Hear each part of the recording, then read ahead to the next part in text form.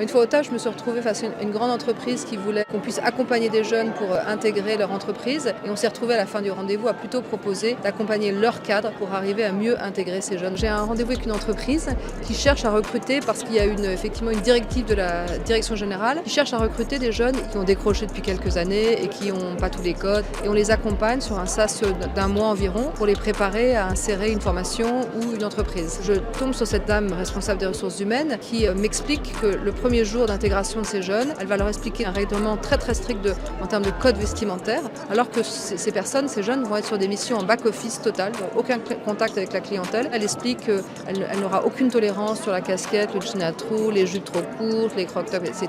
Puis elle explique qu'il n'y aura aucune tolérance sur le moindre retard. Premier jour, sortira les jeunes. J'ai été surprise et très vite j'étais en colère d'entendre ces choses tellement raides et rigides et ce manque d'ouverture d'esprit. À la fin du rendez-vous, j'ai plutôt proposé un programme d'accompagnement pour les cadres pour arriver à intégrer des gens avec des codes différents qui vont apporter plein de choses, de la créativité qu'il faut aller accueillir avec leur code à eux. C'est pas uniquement les jeunes qu'on doit façonner au monde à nous, c'est vraiment le monde d'aujourd'hui doit s'ouvrir à la différence.